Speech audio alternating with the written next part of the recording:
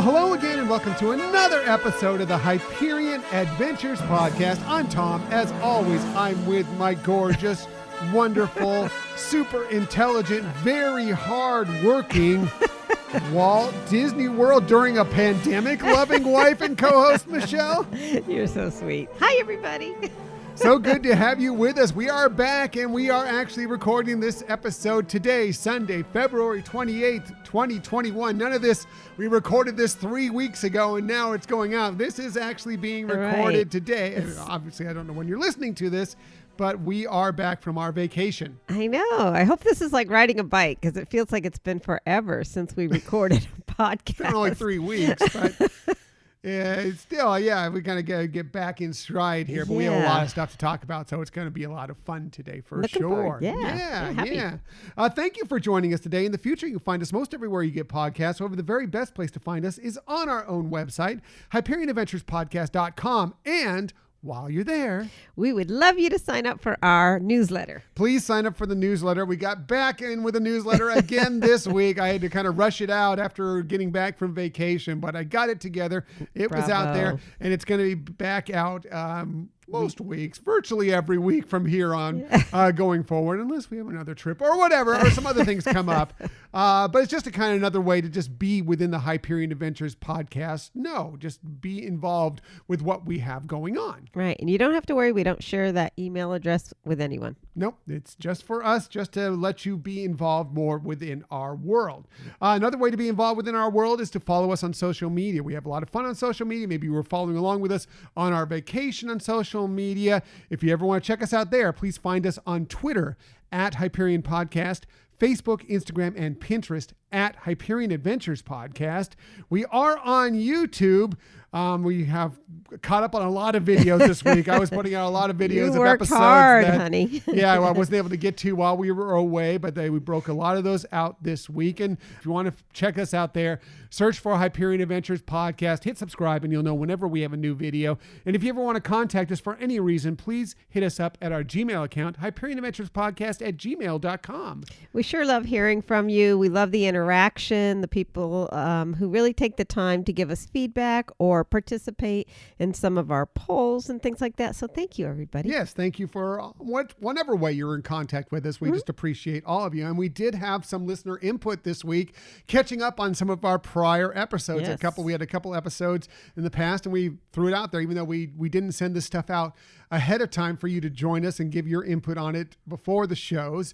You did give us some stuff, and we're going to share it with you now. So we'll start with from our 5 favorite underrated Disney films, the episode we did a couple weeks ago. And this came from Jonathan and Camille, who hit us up through email. Okay. And they said, "Hey, Tom and Michelle, here are our top 5 underrated Disney movies in no particular order.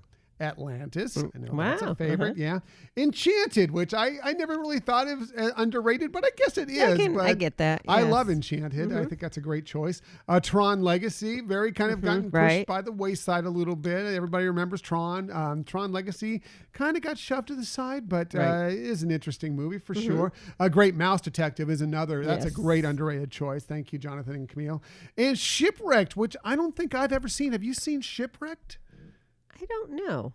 It doesn't ring a bell in terms of what it's about or anything, but I don't know. It kind of also rings a bell that I might have seen it. Yeah, I'll have to check it out and see if we can find it somewhere. I don't know if it's on Disney Plus or not, but we'll have to take a look and see what it's all about, because they say it's a great film, and I trust Jonathan and Camille. So thank you guys. I appreciate that. We also had some input on last week's episode, our 5 favorite Marvel movie moments. I'll start with Josh, who hit us up on Twitter. You can find him at Tombstone Josh.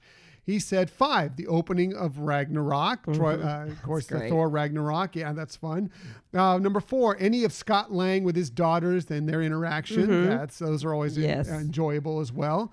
Vulture as the girlfriend's dad. So if you know from Spider-Man Homecoming that, it's such an interesting that basically the bad guy is the dad of the girl that Peter Parker is trying to date, which is really intriguing in that film. Number 2, Cap showing up behind the train in Infinity War. So, that just comes in to save the day, and it just appears. He and also Black Widow. And, so it's so cool. Very nice. And finally, Cap getting, I can never say this right, Mjolnir, which is Thor's hammer in Avengers Endgame. That was another great moment. Right. I didn't list in my Avengers Endgame moments, but it is really good. Yeah, it's definitely cool. Frank from Dillo's Diz also hit us up on Twitter. You can find them at Dillo's Diz, Dillo's with an S, Diz with a Z. He said, Frank's quick mention 5 MCU moments. The burger scene with Happy in Endgame with Tony Stark's daughter. That one's great.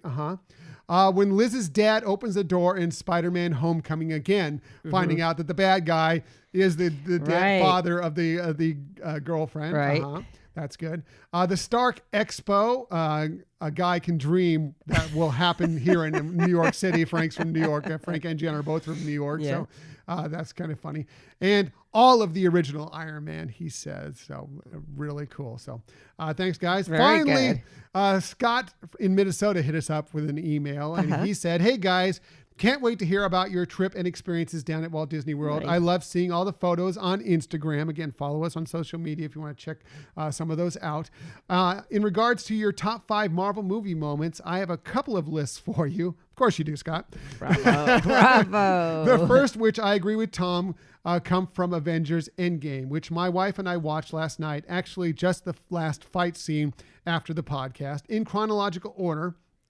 On your left, which was a great callback, letting Cap know that the cavalry is coming. Right. That was my number 1 pick, as a matter of fact. Cap calling for and wielding Mjolnir, then asking for the Avengers to assemble. It gives me chills every time I think about it, even in writing this email. Yeah. Number 3, the cannons stop raining fire and focus on an unknown object entering the atmosphere. Carol Danvers, Captain Marvel, of course, to the rescue, laying waste to Thanos' ship in record time. Right. Yep. Number 2, it's okay, Tony. You can rest now. Yes. Tears every time, he says. Oh, yeah. Definitely, for sure. And I love you 3000. He says, damn it, I haven't stopped crying yet for 60 seconds ago. So that's good. He said, well, that's my time for today, kiddos. I hope I left you enough time to recap your vacation. Not sure, Scott. We may have to do this in 2 parts now. Thanks, Scott in Minnesota. So great stuff there. And we'll still, if you want to add some more stuff, although it seems like everything was covered now by Scott in Minnesota. Yes. If you want to add anything else, please send it to us and we'll add it on a future show. As for this week's show, lots of stuff for you this week, including another couple of steps toward getting a little more Disneyland in our lives. Again, was announced this week. We'll tell you about that. And we now know when several highly anticipated series will be debuting on Disney+. We'll talk all about that as well. But let's get to our main topic of the week.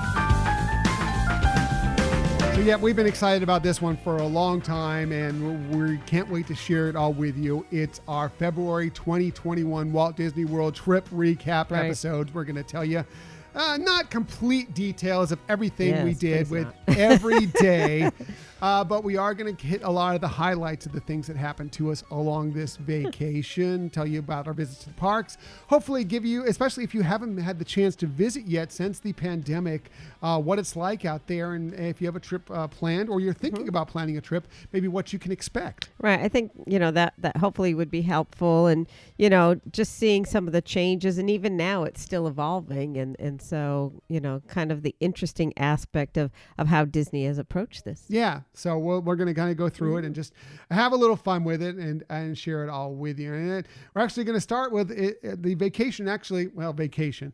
It started for me a bit earlier than it did for Michelle. That's because if you listened back in July, you may know that I flew out to Florida, picked up our son Scott because he spends about half the year with his birth father. I'm his stepfather. He has his birth father who also lives out in Florida. I picked him up and drove him cross country back in July. Well, it was time for him to go back. We actually had him out here longer than we normally would because of everything going on, but it was time for him to go back. So once again, he's not prepared to fly.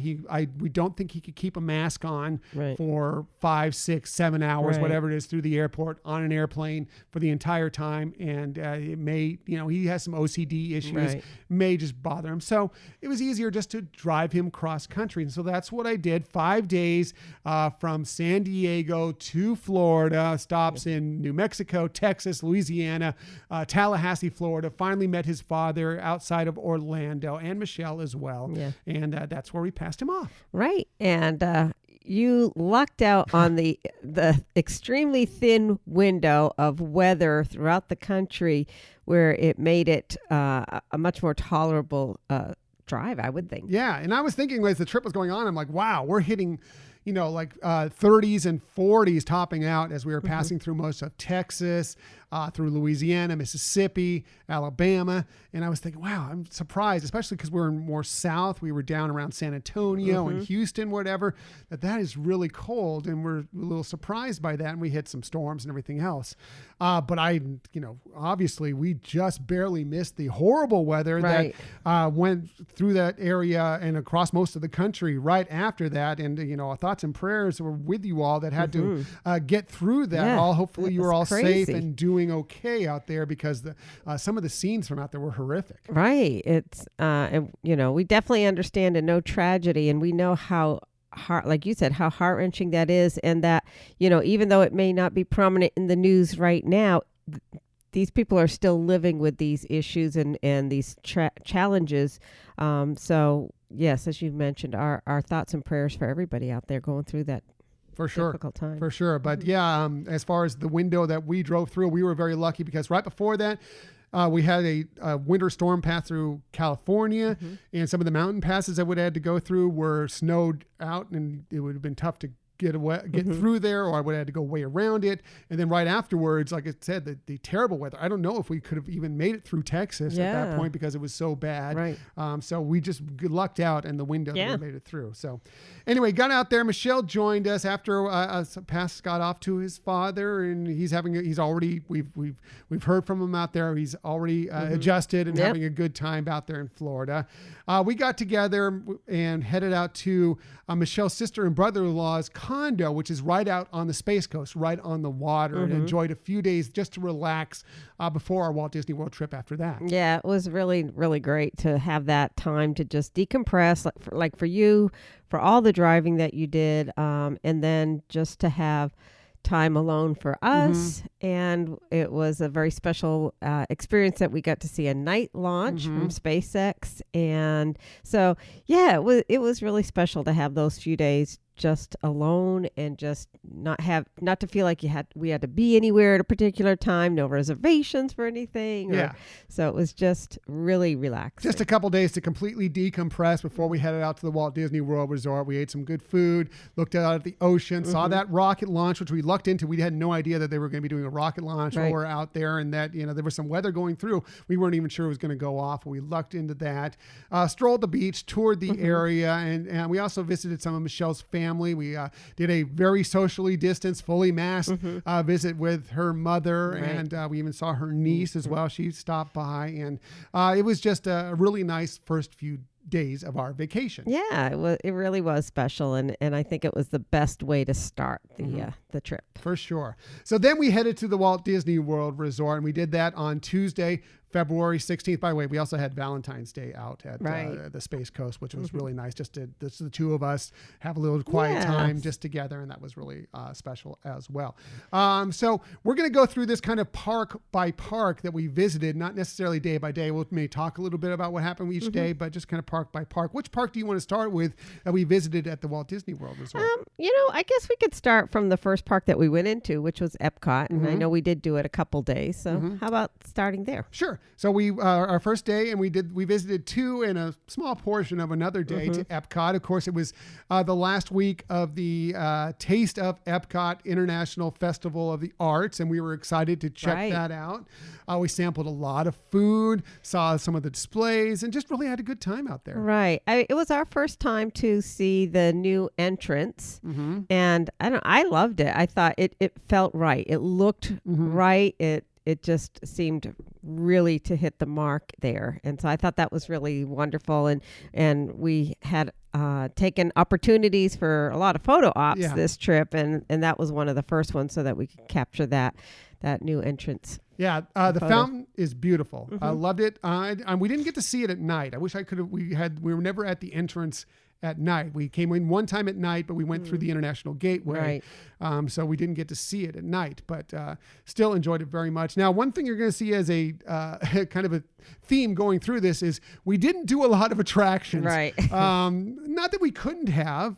We just didn't. We instead took a lot of pictures, sampled a lot of food, and just enjoyed Disney for the most part. And that especially was the case at Epcot. Sampling food, right. Walking around, people watching, just seeing what it was like during the pandemic, everybody masked, and what the experience would be like. Yeah, I mean, I think in terms of the food and offerings, it was similar to other times that they've had festivals there, so that just kind of felt regular. I think interesting things that I observed were like going into buildings, that there was always somebody there really monitoring, counting how many people, keeping track of how many people. At first, it was a little concerning because one of our first stops was the Land Pavilion, and there was a rather long line that didn't seem to be moving just to get into the building, let alone to get onto the attractions. And so we diverted. But fortunately, we saw on another day that it was just walk in like you would normally expect to happen. Yeah, and we did get to experience living with the land that day. I think that we kind of, because the first day we arrived right around lunchtime after we packed everything up, drove all the way from the Space Coast out there, got into the park and everything. And I think that between two of the more popular attractions were there. There's also Sunshine Seasons and the Garden Grill there. And I think that because it was lunchtime, that maybe some people were trying to get in there and get some food or whatever. I don't know. But it was difficult. And it was a busy trip. This was, that Tuesday was the day after President's Day. Right. And I think that kind of had a little bit of reason why there was a lot of people there for that. So we were in Epcot on, it was the 16th, which was the Tuesday. And we were also there on the Friday, which was the 19th. Just to let you know. But we sampled a lot of great food. Sushi donut is still a hit. We got it multiple times. Love the sushi donut. We hit some rain on our second day there. There was like some storms that went through. I went and got a short rib. I think it was in Germany. And right after I got my short rib, it just downpoured on us. And I'm sitting there trying to, with an umbrella and my poncho, trying to protect my short rib from being completely washed out while we tried to find some cover. It was quite interesting. Right. I was in line over at the pavilion in front of Italy and or the kiosk in front of the Italy pavilion, and same kind of thing. Well, when I first got there was several people in line. I'm like, oh, is this dish going to be worth it? And then it started to rain a bit and people were leaving line. So I was like the second person now in line. I thought, oh, that's great. And then all of a sudden it just poured down and you had the umbrella, and so I thought, all right, this is not a time to get a pasta dish when it's I try to run and meet up with you as fast as possible, and once I got there, we went and ran for cover. We got you some food, and things worked a little bit better. The rain actually slowed up after that. There wasn't as much rain after that, so which was good. So that was good, but the food was good. I really enjoyed a lot of it. A lot of trying different dishes, some things that were like I said, like you mentioned with the sushi donut, and there was a couple other things that were duplicates of other ones that we've had, but there were some new ones there. I tried the plant-based brats, and it was really good. Hard to eat. It was very difficult to eat, but it was. I didn't taste it, but Michelle said it was really good. Yeah, it was delicious, and I like regular brats too. So I mean, and they had a lot of nice toppings on it as well. So that was great. I think my all-time favorite, and I'm hoping they're going to bring it to every future festival, is a chocolate sipping trio. Yeah, what was it called? The Symphony or something like that? Yes. Where it was the sipping chocolate trio with booze in it, by the way, because you need that as well. It was a white chocolate, a milk chocolate, and a dark chocolate, and they all had different liqueurs within them, and it was delicious. It was. I mean, there were small cups of it, but enough to share. And I would normally never think that I would want to drink chocolate. I mean, obviously, you can enjoy like a hot chocolate drink, but that's usually more watered down or milk in there or whatever. And this was a lot thicker, more rich chocolate flavor. But oh my God, it was amazing. I cannot confirm or deny whether we got that like 3 or 4 times during the trip. We only visited 3 times to the park. We may have got it 3 or 4 times. Right. I cannot confirm or deny that for our own waistlines purposes, but it was delicious. It really was. It was. Check that and out. It was fun. But they also had some nice other beverages to try. We tried some beers, some wines as well. And I think we had something that was non-alcoholic. I'm trying to remember now which one that was. Maybe not. But we tried different cocktails this time, which we don't typically do. We typically stick with the wine or beer, and this time we tried a few of the cocktails and enjoyed those as well. Yeah, there was a white sangria that we enjoyed. I think that was in Italy, and there was what was the pink one? The pink, I can't remember, but it was from Japan. Yeah, that was really good as well. Right. So yeah, we enjoyed all those, and we did get a nice dark beer from I can't remember what the one that's at the American Adventure Pavilion, what the name of that kiosk is, but that we got that beer a couple times because we enjoyed it. Exactly. Very much, so.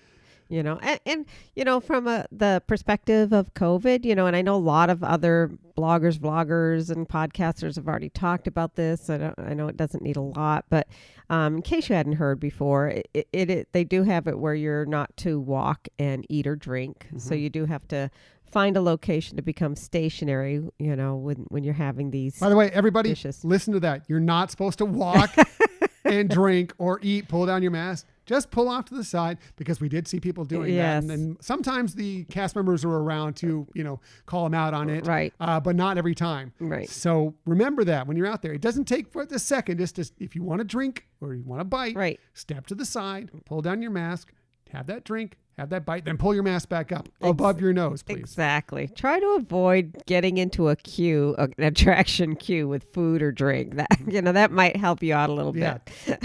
That as well. Right. You're not supposed to do that, by the way. Right. But they did, you know, and again, as been mentioned a lot already, they did do a lot of great things in terms of distancing and being able to easily tell how far away you should be from somebody. If you're in a queue that snakes and you're going to be next to somebody, you know, having the plexiglass up there on some of the attractions. Or they stagger the line is that where you were supposed to stand. Not everybody understood that, and they still just went the 6 feet apart, but they staggered the lines where you're supposed to be. We learned pretty quickly where the lines in the queues were and where to follow through and when to move forward. It was pretty interesting. Right, exactly. You know, and as other people have also mentioned, you know, they were very strict on people wearing their masks appropriately, whether they were adults or kids. You know, I thought the few times that I saw them do that, they handled it really nicely. And, you know, I don't think they made anybody feel uncomfortable about the request. And, you know, it's announced throughout the day at the parks overhead. You hear them reminding everybody of that requirement. And so I think people,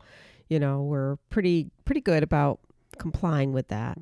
I think the other thing in terms of, like, we were talking about getting into buildings and the counts, you know, so like if you wanted to go into a shop, you might have to wait, but not frequently. Frequently, it's just that they had a controlled entrance and exit being different location. But unfortunately, we weren't able to get into the Mexico Pavilion. That one is very popular, and obviously for a lot of great reasons. And we could have, if we wanted to wait it out. We just didn't choose that, but that one was consistently having longer lines. Right, and I think with the Mexico Pavilion, if you've been in the pyramid there, it's rather tight spaced. You know, so they wanted to really monitor how many people were in there at any one given time. So there was almost always a queue to get into that pavilion, and we just never went in. It just never worked out for us. But we did do a couple of attractions there. We did. We had to do Frozen Ever After because hashtag Real Men Love Frozen. We did do Living with the Land, as we talked about. We saw the new Canada Far and Wide, which we hadn't experienced before. You're a big fan of Canada. What did you think of the new version? I really liked it. You know, at first I thought it was a little bit slow. I love those actors. You know, they're some of my favorite actors, actually. And I thought, it's a little bit slow, but I loved the visual effects of everything. But how it ended, I just cried. But you always do. She's very emotional with it. I do. She has some Canadian blood, so she strikes close to home for her. Right. We watch it. But I do like how they wrapped it up and really made an ode to the very original, you know, Circle Vision film that they had there. And so I thought that was lovely and very emotional for me, you know, having experienced that from a long time ago. So. Yeah. What did you think? I liked it. You know, I don't know if I enjoyed it more than the last version. I never saw the original version, but I liked it when it was Martin Short. Right. Doing the narration. As far as Eugene Levy and Catherine O'Hara doing it, I thought they did a good job. I don't know if they're quite as funny as Martin Short doing it, but I thought they were entertaining. And again, yes, they're two of our favorite actors. Right. Sure. Exactly. So I enjoyed it. And we also did Spaceship Earth, which was fun to get a chance to do as well. And I think that's all the attractions we did at Epcot. Right? Yeah. It was funny in Spaceship Earth when they took the picture how your mask was like a green screen. Yeah, mine was, I think I wore a gray mask that day, and that's it. That was basically the green screen of the little thing where they take your pictures if you've been on Spaceship Earth, and they do that little cartoon at the end of what your life would be like in the future or whatever. So my mouth was just whatever, It's like a space, like it was just like a gap. Yeah, it's pretty funny. It's funny stuff. Yeah. So. What park do you want to hit up next? Or are we done with Epcot? Is there anything else you want to say about Epcot? Let me think about Epcot. I think we covered it. It was beautiful. You mentioned even though there was some challenges sometimes with the weather, I think it was still easy to have a great time there. As we've heard, they are increasing the capacity, so you could tell it was still a little bit more than half full for sure, but people were able to, manage getting around. And I thought things looked really nice and pretty for the most part. We only park hopped one day. We had the ability to park hop. We only did it one day, and that day was with Epcot. We did it with some friends that we met there, which we'll be talking about in a little bit. You could tell a lot of people park hop to Epcot, which doesn't surprise me with the food and options and everything that's going on there. It was pretty busy when we got there later in the day. I think a lot of the parks you would see, I know when we'll talk about some of these other parks we were in later in the day, actually the crowds thinned out pretty well, and we could have hit some more attractions if we so decided. But Epcot was pretty full later in the day for sure. Right. Well, like you said, they had the food options. It was, the closing weekend of the food festival. So I think those were kind of big draws for people. And, one of the things I think we mentioned is when we were out there is one, it was like a spring break time for some places with some schools. But also it was originally, because that's what we made the reservations for to go out at this time, was the one of the Run Disney events. And so I think there was probably still a lot of people who kept those reservations and still planned a trip at that time. Yeah, it was a fairly busy week. We had trouble getting dinner reservations for a couple places, lunch reservations for a couple places we wanted to eat at, but we did the best, and we had some good restaurants, and we had some good meals while we were out there. So let's move on. Which park do you want to hit next? How about Magic Kingdom? Magic Kingdom. So Magic Kingdom was our second park we hit. We hit that on Wednesday the 17th, and we also finally hit that just for a very short time on our last day before we flew back to San Diego. So what were your highlights of us going to Magic Kingdom, Michelle? Well, I think early on, having an opportunity to get into Haunted Mansion, where the queue was didn't take as long as what the waiting time said. So that was a nice plus. And how we've talked about in the past, we don't typically go through the whole queue, and in years past when we were with a fast pass. So it was kind of fun seeing some of those sites. Obviously, you couldn't do the interaction part of it, but it was still fun to see some of that pre-area to go on to the attraction. Right. And the stretching room is, you don't get the pre-show. The stretching room isn't going right now. You pretty much go right on the attraction once you're in there. That was a lot for a lot of these attractions that have some sort of pre-show to them. There was none of that. Anything where you were mostly mingling in a single room. There's a couple there of differences in that, but as far as like Haunted Mansion and I think Mickey and Minnie's Runaway Railway, there's a pre-show as well, from what I understand, having not done it before we did that. They did not have that going on for you this time. Right. So I mean, that was fun, and like I mentioned earlier on, we really did do a lot of photo ops on this trip. I mean, part of it was because of, do we take time going on to attractions, and since we've done a lot of the attractions so many times, we thought, hey, we don't typically take moments out for photo ops. And some of the photo ops, especially from Magic Kingdom, I thought were really cute.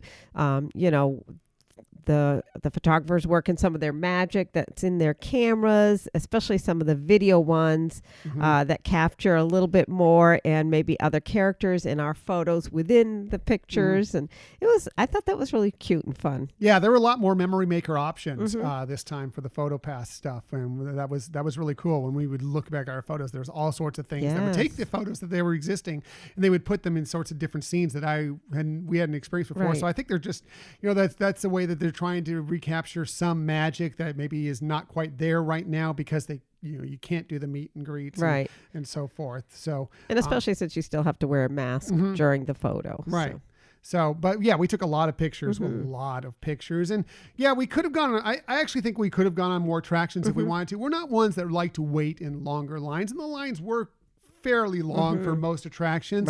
Now, I will say that we'd heard this going in, and we can confirm it, that virtually every time that's listed on the My Disney Experience app, or actually out there on the attraction itself, has a little bit of a cushion there. It's giving it about 10 to 15 minutes is what we found longer, what was listed, than what was actually the wait time in every queue. There was never one time that we were in a queue and that we waited the entire listed duration of what it said the wait time was going to be. True. Although I don't know that we were on some that were super long, like Peter Pan. I don't know if that one would have been more accurate to what the actual wait was, but maybe not. And like you said, everything that we did, we saw that it was quicker to move through the queue than what was listed. So. We did some that were 45, 50 minutes, and I don't think we did anything more than that. But every time it was more along the lines of 35 to 40 minutes tops, depending on it really was that cushion is there. So if you're looking at a time right now, I would say just subtract 10 minutes from it, and that is probably what your actual wait time is. But I can't guarantee that. But that's just what our experience was. Yeah, exactly. So we also did the Carousel Progress. Great to do that again. We had lunch at the Jungle Navigation Company Limited Skipper Canteen, which is one of our favorite spots. It's probably we have to hit it up every time we go to Walt Disney World, at least once for lunch. Love the kind of exotic food, the little bit of the Jungle Cruise vibe that's in there and everything, complete with corny jokes and everything else. So we enjoyed that as well. Yeah, it was really good. As we saw with other menu, the selection was smaller than in the past, but it was still definitely broad enough to have something for everybody. And the way you do it now is that they have a little card there. You scan it with your phone, and your menu comes up right on your phone, so you can kind of know what you're like, and then you're not handling other menus. And it's actually really easy to work. So and it works very well. A lot of things are also only mobile order at a lot of different places as well. So be sure you have that ready on your app. Any of the quick service restaurants are almost entirely just mobile order. That's the only way you can get the stuff. True. So. I mean, we did another fun thing that we lucked out on because you had a great eye, was we got on to Pirates of the Caribbean very quickly because they had it shut down for a little while. And you noticed as soon as they reopened it, we were in the right place at the right time. And bam, it was the only attraction we went on our very last day there. And pretty much the very last thing we did at the parks was we had decided to get lunch. We'd never eaten at Pecos Bills before. And we were like, okay, well, they have some interesting things that I'd like to sample there. We got a couple of bowls. I think I had the carnitas bowl with black beans and everything, and you had more of a veggie bowl and ate that. And we were sitting there and we're watching all the cast members in front of Pirates of the Caribbean, and I mentioned to you, I'm like, wouldn't it be cool if they just happened to open it up, because it had been consistently like Pirates was a longer wait than even Haunted Mansion, which is always bizarre to me because Pirates, I love Pirates. I like it better at Disneyland than I do at Walt Disney World, but it's no way as good as to me as Haunted Mansion. So it was always surprising me that it was such a long wait and we weren't going to bother with it. But then it happened that we just finished our lunch. I had just run to the restroom. I came back to Michelle. I'm like, they just opened it up. We ran over there, got in. 5 minutes is all we had to wait to go on Pirates of the Caribbean. It was great. It was a great way to wrap up our trip, as a matter of fact. Yes.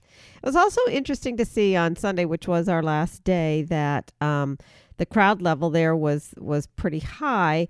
And I thought that was a good sign. That's kind of more what pattern you would see pre-COVID, that especially with spring breakers or holiday time, people tend to arrive, they're traveling on Saturday and they hit Magic Kingdom first on the Sunday. So it was, to me, I saw it as a positive sign. I think that, and I also thought about that. I think right now, I think that obviously there are more people that are actually traveling to Walt Disney World than were, 5-6 months ago, and especially when they reopened. But I still think it's mostly people that are driving there. I don't think as many people are flying into Orlando. Right. So that's the fact that it's within a certain radius of people being able to drive there, I think there's a lot of people that are just going there for the weekend, going there even just for a day, a Saturday, a Sunday, etc. So maybe that's why a little bit of why we saw the weekends being a little busier. That's a good point. So. Yes. Anything else about Magic Kingdom that you wanted to get to? No, not that I can think of. Anything from your perspective?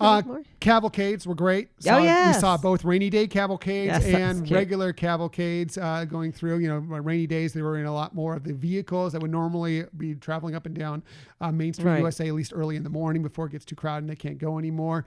Later in the day, they had some of the floats that you've seen in other parades and stuff going through there. We saw Tinkerbell, the princesses, Mickey, Minnie, the Sensational Six.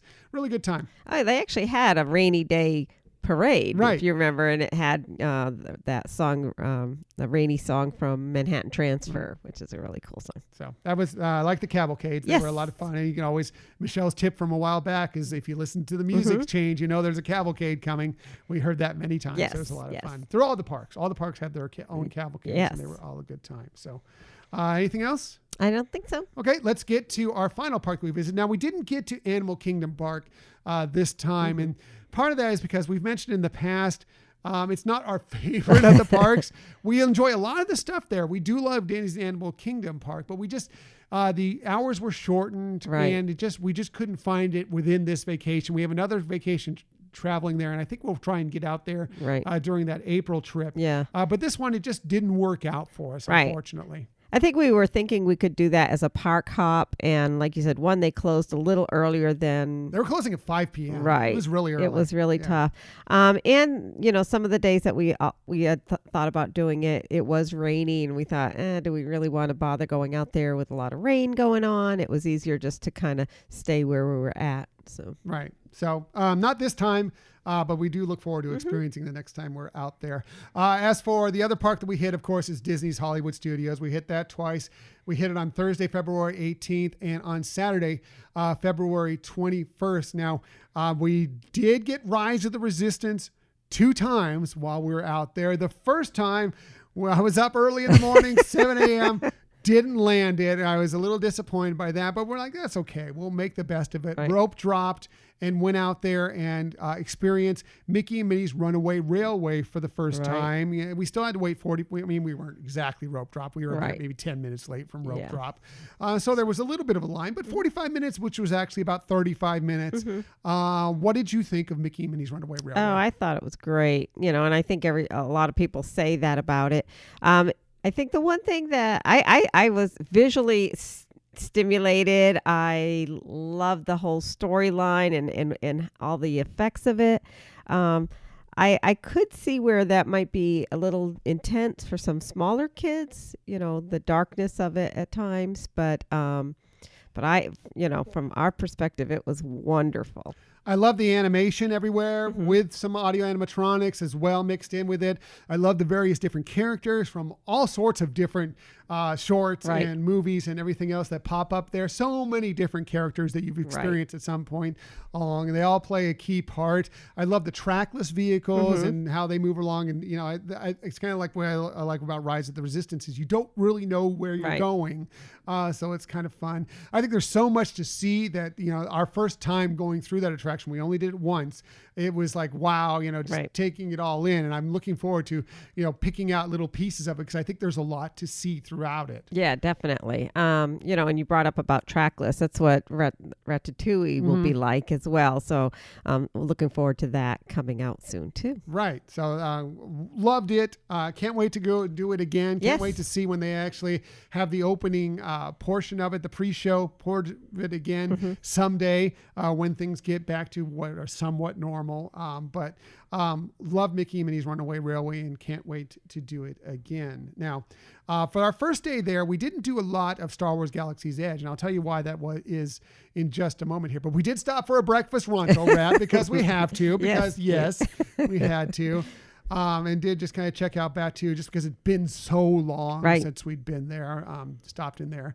But then we kind of just, went around the rest of the studios, just kind of explored. The first day we were there it was the only day that was, I'm not going to say it was really, really hot, but it was warm. Right. It was warmer than it was the rest of the days, a bit humid. There was a nice breeze, which helped a little bit, but it kind of was a little tough on us. Right. We did go and see, for the first time in forever, first time in forever, a Frozen sing-along celebration. Had never experienced that before, right. But hashtag real men love Frozen. So we're looking for something to check out where we didn't have to wait in a super long line. And I enjoyed the heck out of it, as you would expect I would. Michelle, what did you think of it? I enjoyed it too. And it was interesting watching how the performers did the social distancing as well. But yeah, it was cute. It was somewhat similar to the performances at Disneyland, at least some parts of it. It's a different, because it's a sing-along and they tell the story a little differently. But if you've seen the one at Disneyland, you kind of can understand and appreciate this one. Well, the Disneyland one is an actual play presentation, a musical play presentation of the entire movie. Right. Whereas this is just kind of hitting the highlights, telling the story, and then singing along for songs as you go along. Right. The historians are there telling, and I love that they do meta jokes of what's currently going on in our world, mixing in with stuff that has to do with what is in within Frozen itself. Right. And I really enjoyed it. I look forward to doing it again some other time. And I did, mask on, everybody mask on, belted out my, especially Let It Go throughout it. And it was totally enjoyable. Yes. That was one of the attractions, though, that you really needed to get in early when they opened up the pre-show area, because they are reduced capacity for the theater, so they don't have as many spaces. And that was one of the people who was working there. One of the cast members was sharing with us, like, you want to get here earlier. Yeah, about 30 minutes before showtime. Yes. We said it'd be pretty good. We got there. I think we actually went in. We just didn't have anything going on, so we went in about 40 minutes before showtime. We got a really good spot. Yeah. So that was good. Agreed. Good time. Took a lot of pictures. We came along to the 1:00 window, and we were, trying to figure out how we're going to spend the rest of our day. Like I said, it was a little warm, so we were thinking maybe we would cut out pretty soon. But we couldn't go without trying one more time for Rise of the Resistance at the 1 p.m. window. Not expecting to get it. I mean, the 1 p.m. window is tough to begin with, but also the way the attraction is, if they run into some hiccups along the way, some of these boarding groups that are after the 1 p.m. time, they may not get there at all. Yeah. But we got there, got on at 1. Michelle nabbed us a 1:00 boarding group. Great. It was still like 4 hours away from where our window was going to happen, and we weren't even sure that we were going to have it. So we headed back to our hotel and went and decided it was a warm day. Let's go by the pool, have some lunch, relax. And sure enough, the boarding group did come up. So we headed back to the Hollywood studios and wrote Rise of the Resistance for the first time since December of 2019, when it had just first opened up, just like a week or so before that. And it's so good. I love Rise of the Resistance so much. It's amazing. It is really, really amazing. And there's nothing like it. No, there's nothing like it, especially for a Star Wars fan. Right. Really great. Totally enjoyed it. And then we went back and went to the hotel. Now, the day I really want to talk about is Saturday, February 21st, February 20th, when we went back to Disney's Hollywood Studios. And part of the goal of that one was to meet with some friends of ours for the first time, connecting with them. Pat and Charles from the Conversations podcast. Originally, we were supposed to have our good friend Rob LeBerry from the Jedi Temple Archives podcast join us out there. Unfortunately, some things happened with him. Rob, we missed you terribly out there. I know you're listening right now. We missed you terribly out there, but we're looking forward to what's going to happen in June, because it's going to be bonkers in June when we get out there. We're going to have so much more fun in June. But we had a great time with Pat and Charles. It was so great to meet them for the first time in person. Right. Yeah, we've been with them virtually a lot of times. They've been on our podcast. We've been invited to be on their podcast, and they're just the funniest and warmest people that you could know. Yeah. we just spent the whole day with them, had a great time. Pat came with Grogu, dressed up with Mickey ears. Right. He had his own magic band and he had a little Grogu Disney T-shirt on. He was cute as can be. That was the hit. Yes. Wherever we went, everybody had to take a picture with Grogu. Yeah, it was really adorable. Fun. Yeah. We went and we in the morning, that morning, we were able to nab Rise of the Resistance during the 7 a.m. window. Got it for all four of us and got it fairly early. I think we were like boarding group 43 or something like that. I can't remember exactly what it was, but fairly early on. Once we met them at the parks, did Millennium Falcon Smugglers Run together. Had a great time with that. Then our window, our boarding group was up. Right over to Rise of the Resistance. Right. Enjoyed the heck out of that. Took pictures with them. Laughed a lot in the queue. Then it was lunchtime. Went and of course got Ronto wraps. You got a new chicken salad from Docking Bay 7 Food and Cargo.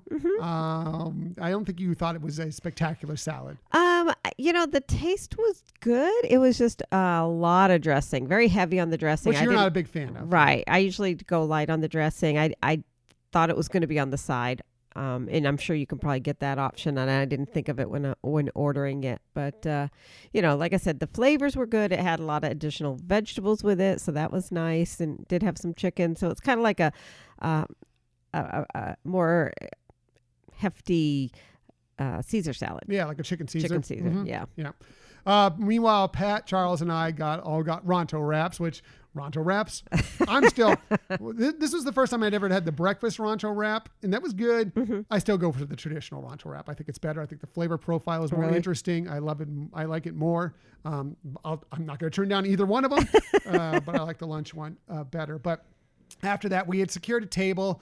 We sat there, after we ate, masks on, and just talked and told stories with each other for a long time. Laughed a ton. I mean, there was so much laughter that went on with the whole group of us during this visit with Pat and Charles. Yeah, it was hilarious. They're hilarious anyways, but it was just a lot of fun. Just, having that downtime and just connecting with people is just so wonderful, because it's something we just don't really have that opportunity a lot, especially in person. Yeah, so. It was really nice to get together with them. We drank blue milk with rum for the first time. We've had blue milk. This is the first time we had rum with it. Loved it with the rum. Yes, it's better. There's some sort of theme going on with this. Something's good. It's better with booze for us. Right. We may have a problem. We did Star Tours. We did another run, Millennium Falcon Smugglers Run, where we switched spots. To begin with, it was Michelle and Pat as pilots, and Charles and I were gunners. We flip-flopped that, where it was Charles and myself as pilots, and Michelle and Pat as gunners the second time through. Enjoyed it each time, although we may have, Hondo maybe wasn't thrilled with some of our piloting skills at it, but we enjoyed it. We hung out for a little bit longer, and then eventually we decided let's go over to Epcot for a little bit and get a little bite to eat. We took the Skyliner over. The only time we took the Skyliner on during the trip. For the only time we park hopped, went to Epcot. We got a little bite there, and more of the sipping chocolate, of course, was there, and just had a fantastic day with those two. Yeah, it was. I couldn't have expected more than that. It was just a ton of fun and made for a wonderful trip. Yeah, took lots of pictures, had a great time with them. Again, laughed a lot, and we're looking forward to connecting with them many, many, many more times in the future. Definitely listen to the Conversations podcast. It's great, fantastic, entertaining, informational, yet there's just a lot of laughter that goes on. And those guys are great guys. They're genuine, wonderful, great guys. So please check out their podcast as well. You'll be happy that you did. Yeah. Unfortunately, we did have plans possibly to meet up with the morning monorail crew out at Magic Kingdom on our last day. Unfortunately, they had some stuff going on that they weren't able to make it work this time. But we told them going in that we were going to be kind of busy and their schedules don't mesh. Fine. We're coming back in April, and we're planning to meet up with them there. And I'm looking forward to Justin and Samantha and hopefully Garen and McKenna possibly as well. But we're just looking forward to finally getting to connect with them in person as well. Right, exactly. The next trip. So. Anything else from Disney's Hollywood Studios you want to get to? No, I mean, I don't know. The only thing, like you said, with food, it was good to have Batu to go to for food, because I think it's hard to get the reservations. It's hard to do standby reservations. Obviously you can do some mobile ordering of things, but it was just the selection to me was a little more challenging. So I was glad to have the opportunity to go into a galaxy far, far away. Right. It's probably the most popular park right now in Walt Disney World. I mean, Magic Kingdom maybe, and that has been for the longest time. Disney's Hollywood Studios is rivaling it right now as far as the reservations going. I know that on the Saturday, there weren't any reservations left, any park reservations left for that day. It was a fairly crowded park. But, between Star Wars Galaxy's Edge, Toy Story Land, Mickey and Minnie's Runaway Railway. There's a lot to, where that doesn't even count the classics like the Hollywood Tower of Terror, the Rock and Roller Coaster, all those. There are some great things to experience at Disney's Hollywood Studios. So I think that's why it kind of goes quickly now. Sure, exactly.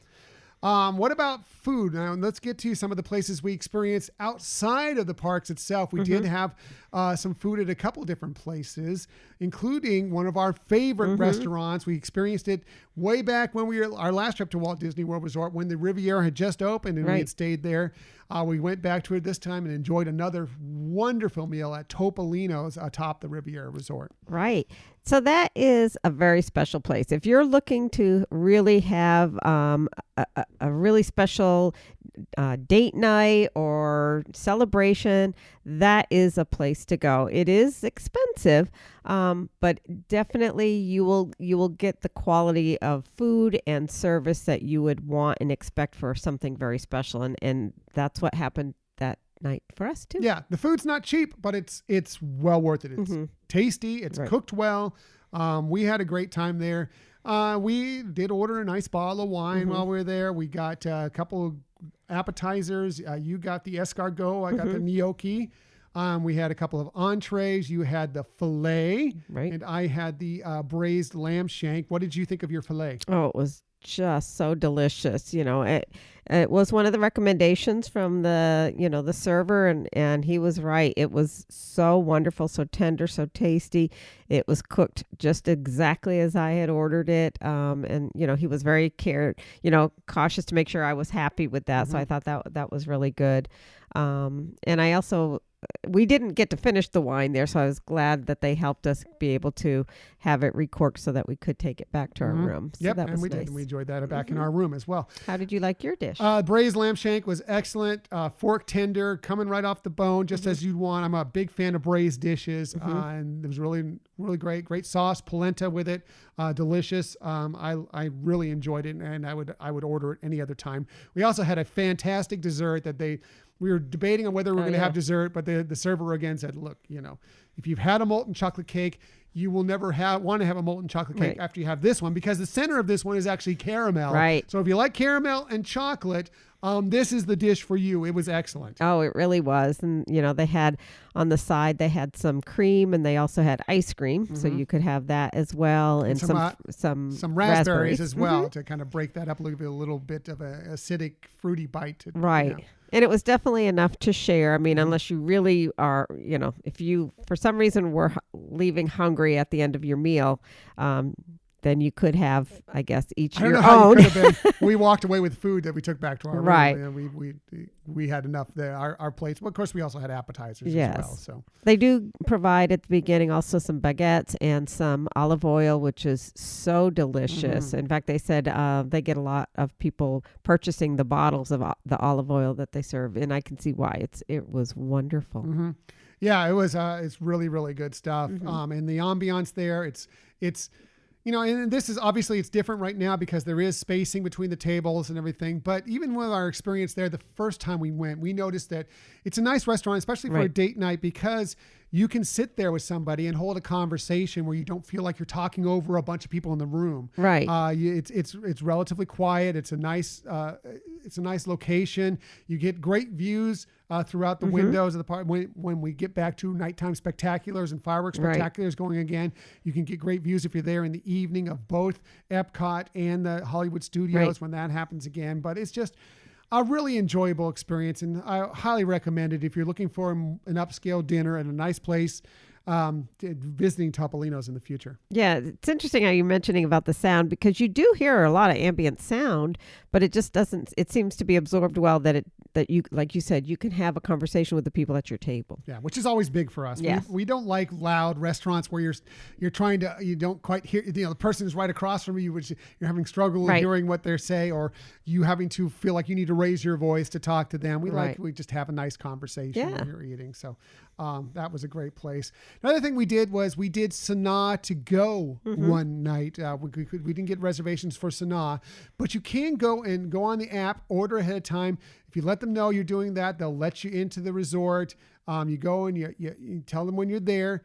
You pick it up, and we just took it right back to our room and had the bread service and a couple of nice entrees right in our room, and that was really cool too. It really was. It was convenient, and like you said, so you do as a mobile order app, and when you get to the security gate at the resort, then you just show them that you do have that reservation. In fact, I remember he told us, okay, put now, you're here now, so that it timed out well. And he was right.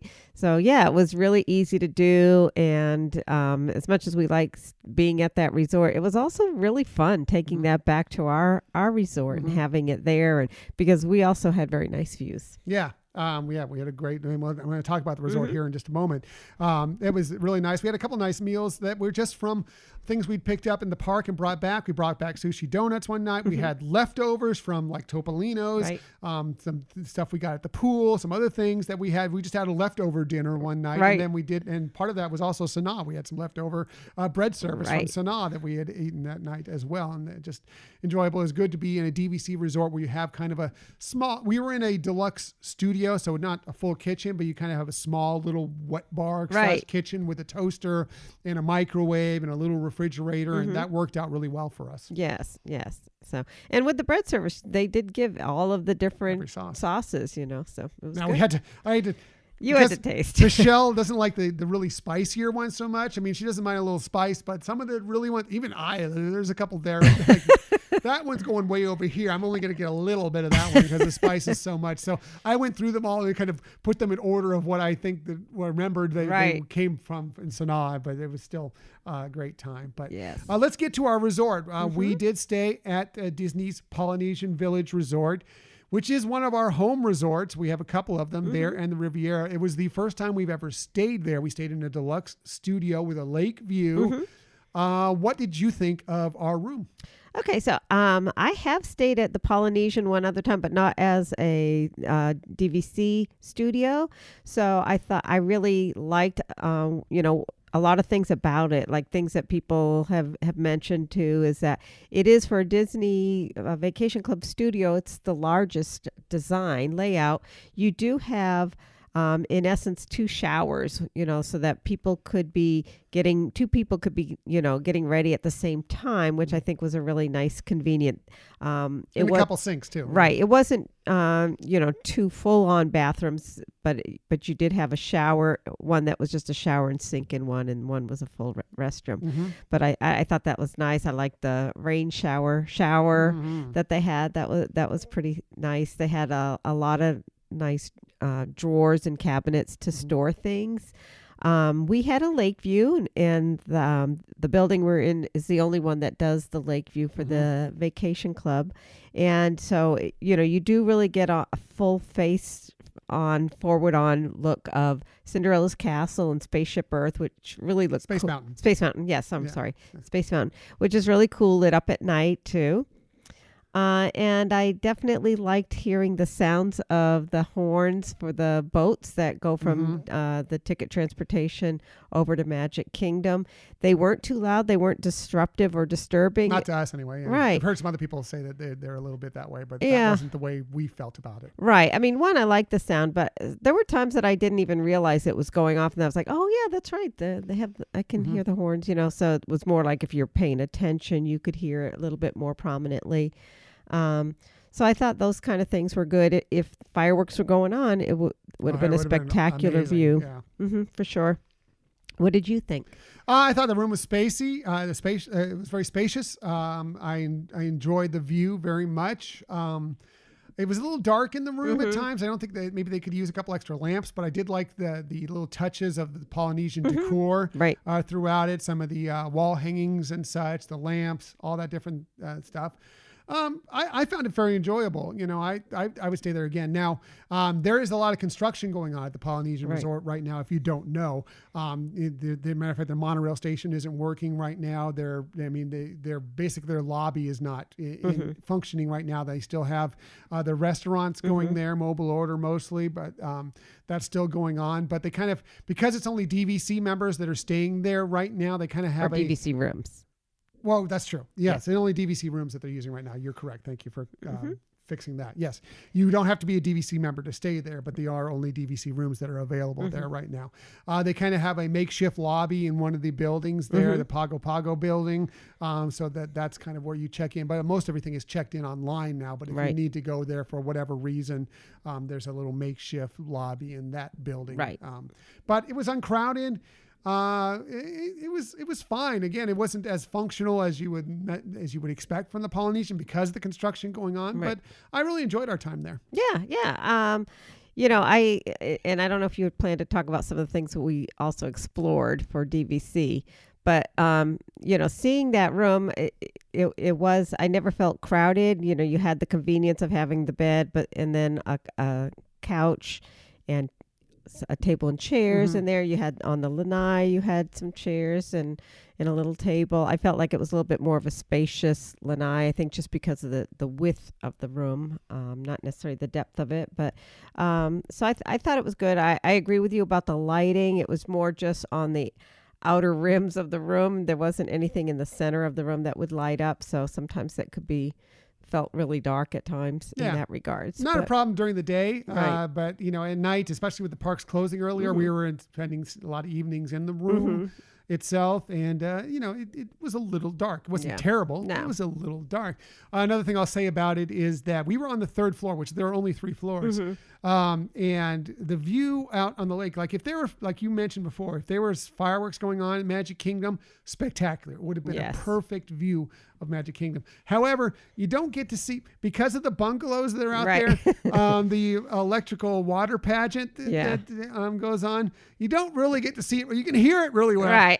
Really well, which is unfortunate. You see some parts of it above maybe. But we've seen it many, many times, so it wasn't a big deal for us, but it was just one of those things to know. If you're there and you're hoping that to be a big part, you're going to have to, you probably won't be able to see it from your lanai very well. You want to go to somewhere else within the resort. One of the boat ramps or something. Yes. Exactly. So now you were mentioning we did do some tours through DVC there of a few rooms. What did you want to say about that? So, and some people may already know this, but right now DVC is offering for people who are at the resorts, or actually, I don't know, I guess you could be going to a dining reservation and then coordinate something. But they have some of their rooms at some of their resorts that are conveniently set up to do tours. I mean, you can always do a tour. You can arrange with them, I'm sure, to do tours of certain places if you want, if there's some room available to show. But here they had some things specifically designated out. So one of them was the bungalows at the Polynesian Resort.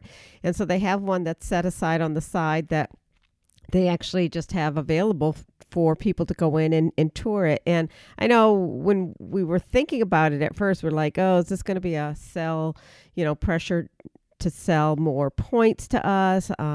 And that wasn't the case at all. I mean, they asked if we were already Vacation Club members, and then that was it. There was never anything else about more points or anything like that. And maybe if you weren't, they might try to offer an ability to set something up to have a conversation. But I don't think their purpose was necessarily to do hard sells, but more to sell up some of their more luxurious rooms. So the bungalows we saw were beautiful. They're 2-bedroom. They do have a fairly large, I wouldn't say fully wraparound patio, but predominantly. And then they have what they call a plunge pool. So it's a little small but somewhat deep pool that you could sit in. They had some nice hanging, swinging chairs and obviously some other lounge chairs, etc. So it was really beautiful.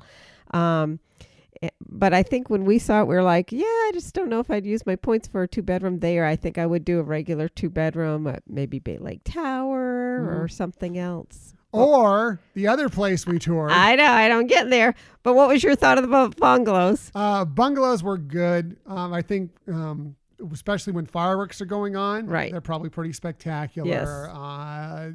I enjoyed them. They seemed, I really wanted to see a little more of the texture and the artistry that you see in the rest of the Polynesian resort, and especially even in our room. It seemed a little, sterile, a little bit more. Yeah. Great kind of space. A kitschy kind of 50s, 60s look to it too. It was a great space, as far as the way things are laid out, and you are right there on the lake, on Seven Seas Lagoon there and everything, and you do get a great view.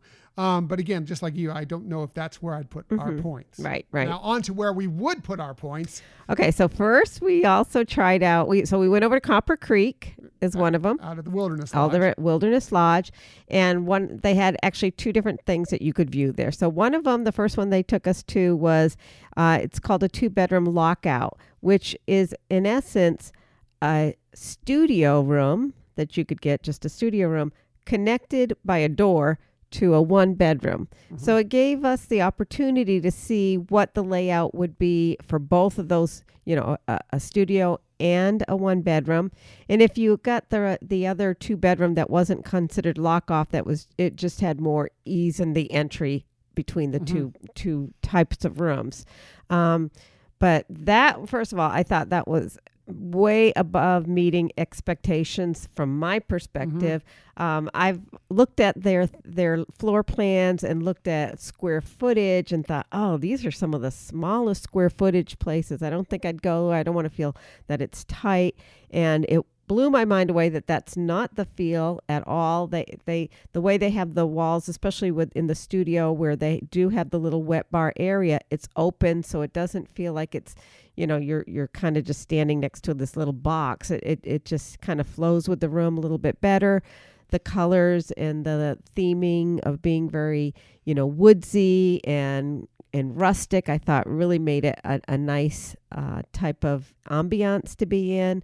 I certainly loved the 1-bedroom. Again, it's one of the smaller 1-bedrooms, but it had a lot of space. It even had a better kitchen space there than the bungalow, which, it has, both of them have all the appliances and everything, but this had a little bit more area to work if you were really going to cook, like some more counter space to actually prepare food. What was your thought of that one? I'd stayed either one of those rooms, right? Or them together. I thought they were both great, and we will be looking into staying at Copper Creek in the near future. Exactly. For sure. Even though it didn't have the kind of like the additional bathroom or shower area like the Polynesian, I felt like this would be one that I would go to before I ever went. Plus, we just love the ambience of the Wilderness Lodge in general. Right. So, yeah. But the main one that we wanted to really check out at Copper Creek were the cabins that are right there on the water, kind of across from Bay Lake Tower, and they are amazing. Yeah, there's going to be at some point, we've already decided that at some point we're going to pool all our points together, try and get a couple other DVC members that we know into it. That are willing to stay with us and see if we can get a couple days out there to stay in one of these cabins. Right. It's phenomenal. They are phenomenal. So they are 2 full bedrooms, first of all. So, if you are either a large family or 2, couples, they also have like the little pull-out Murphy beds for the kids. In the living room, they have their sofa and one of their chairs, at least maybe 2. Fold out also for beds, so you can sleep more people there than just the bedrooms. And it's got all the conveniences that you see at other 1 and 2 bedroom locations. But what they really have here are some special touches. So they do have more of a wraparound porch there. Some of the things that blew my mind away is like they have a fireplace, or Florida fireplace. Yes. It's not a Southern Cal fireplace. It's a Florida fireplace. Or anywhere else in the country fireplace, yeah. But, if you're sitting on the inside, like in the living room area, you have the fireplace there. And then outside, if you go to to the patio, there's also, from that perspective, little couches, and that you could see it from the backside as well. So that was really kind of a nice. And instead of a plunge pool, they have a spa out there which is like, oh my God, yes. But just it's actually like a mini apartment. It's really nice. It really is nice. Feels homey. It does. Feels country, even though it's, I mean, I guess it is, but it, even though it's really modern, it feels like a country cabin. Yes, it really does. And so it looks very comfortable. They have the conveniences, as we mentioned, like a full-on kitchen, but they also have like the washer and dryer. So, as does the bungalow and the one bedroom. Right. Yeah. Any of the one bedroom and above have washer and dryers in there as well. But yeah, it's just it really looks like a wonderful location to have a vacation. The person from DVC, the cast member who was touring us, said, some people really like to go, like bring a bunch of people, like a Super Bowl party or whatever. And I could see that too. But I mean, to me, the fact that you're in a wilderness area and it, has that rustic feel, it just screams to me of just relaxation and just beauty. Outdoors, there's a lot of trees around. Big windows. You have really big windows that you can really get a good view. And they have like different shades that you can put on to kind of cut if there's a little bit too much light coming in the morning or whatever. It's really nice. Yeah. A lot of floor to ceiling windows, and they have the what do you call them? The peak, the raised ceilings. Yeah, A-frame type. Kind of, yeah. So you really, like you said, have a lot. You can, and as you said, you can adjust the shades to as little or as much, as you want.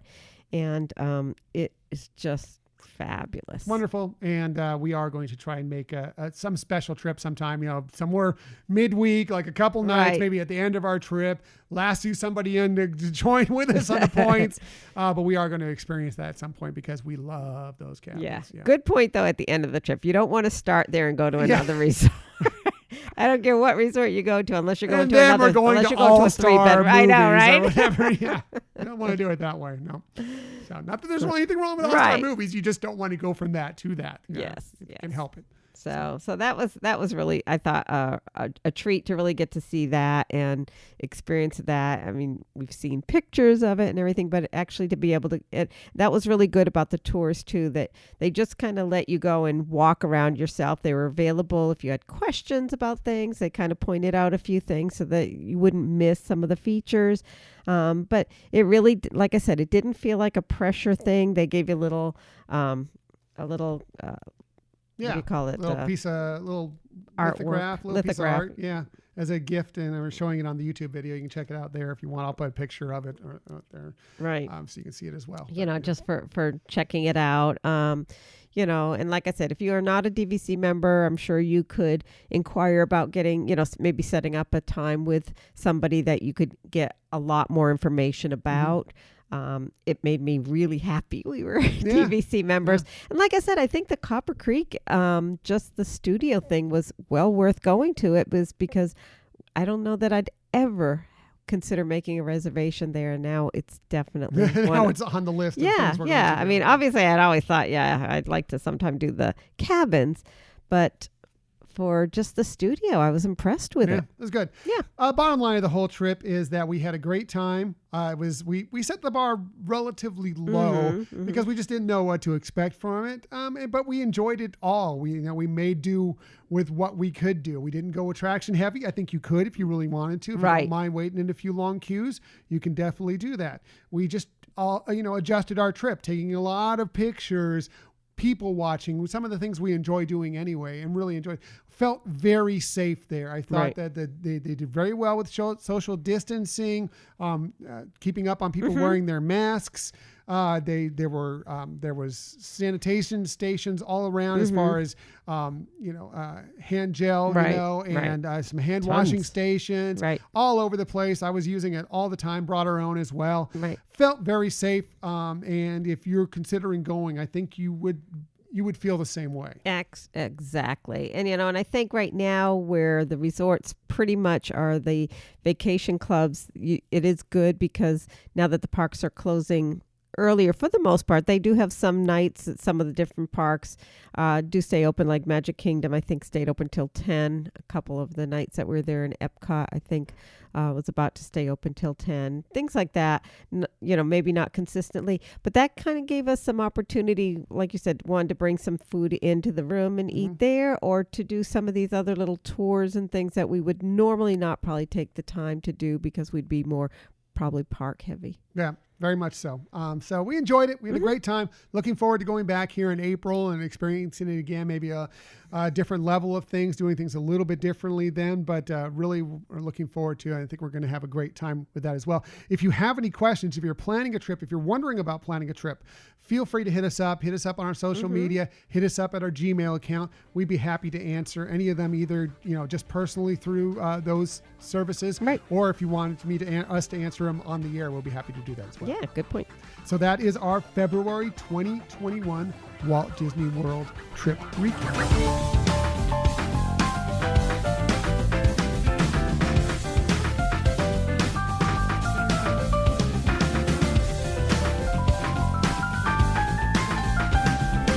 Such a great trip. Had such a great time. Yes. So great a time. This episode's running long, so I'm going to quickly go through our Disney stories of the week. I'm going to start with, we have another couple of steps going toward Disneyland reopening, at least in portion. If you want to get back there, there are a couple ways you're going to get a chance to experience that coming soon. This from the Disney Parks blog.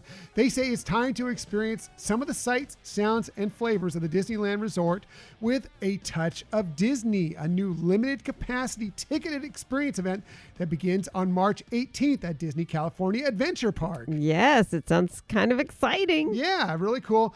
Touch of Disney, they say, offers some of the world famous food and beverages from around the resort, plus a chance to see Disney characters, shop for the latest Disney merchandise, and pose at unique photo locations. Now, it's not free. You can't just walk in there. It is a ticketed event, and because of the fact that it'll be limited capacity, tickets will probably go pretty quickly. But the price, they say the introductory price is $75. Now, that price includes parking. It includes a photo pass for you as well, and it also includes a $25 dining card that you can use at many of the kiosks. They're going to have some of the food festival kiosks open. They also have some of the regular quick service restaurants open for food. And they're going to be sharing some of the stuff like Dole Whips are going to be there. The Monte Cristo that you can normally find at New Orleans Square is going to be there. So you're going to have that chance. Now, tickets will be available on Disneyland.com beginning on March 4th for select days from March 18th through April 5th, 2021. They may open up more days. They're just trying to wait and see, hey, are we going to be able to open Disneyland? So we don't want to commit to this so far in the future. Right. But if they see that it's going to be a while before they get to open Disneyland fully again, that they will also extend it and you can get more tickets as they go along. Right, exactly. So definitely check that out. Also, they'll have, if you want to just do a sit-down meal while you're there, they will have dining reservations available for you at the Lamplight Lounge and the Carthay Circle Lounge alfresco dining, so the outdoor areas of those parts. So definitely check that out. We also learned about when another part of the Disneyland Resort will be reopening this week, and this was from an email we received from the Disney Vacation Club. It said, "Dear member, today I'm pleased to share with you that the villas at Disney's Grand California Hotel and Spa are currently scheduled to reopen on May 2nd of 2021. Remember, they were originally going to try and open those up in December of 2020, and then they decided it's not the right time. They pushed it back, so they will be opening it up on May 2nd of 2021. So that's kind of cool news as well if you're looking to stay there, although I did looking to see about any reservations. There weren't really a lot available. I'm sure. But keep checking into it. Maybe something will pop open for you. Right. And again, right now you can pay cash for Disney Vacation Club rooms as well. Right now they're saying that the other resorts will not be open, but who knows, as time goes on that things might change quickly. Yeah, they're pushing in California right now for them to open up the Disneyland Resort. They're pushing hard. So we may see it, not fairly soon, but maybe somewhere mid-April, May. Maybe. I think that's what Disneyland is kind of hoping for by the way they put these dates. We just got to hope for the best right now. Now, moving on, we found out a few new debut dates for some interesting shows that are headed to Disney Plus. So that's exciting stuff as well. Here, we've been loving WandaVision. So excited. Next week's finale, it's going to be bonkers. Yeah. Can't wait for it. Now, as far as going forward, in March, on March 19th, The Falcon and the Winter Soldier, more Marvel content is starting. On March 26th, The Mighty Ducks Game Changers, the new Mighty Ducks series, is kicking off. Cool. I guess it's facing off, not kicking off.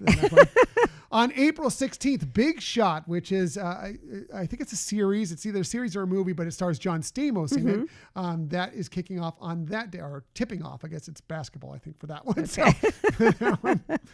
on May 4th, Star Wars The Bad Batch, the animated series that has some the characters that we saw in Clone Wars Season 7 last winter, will be debuting on that day.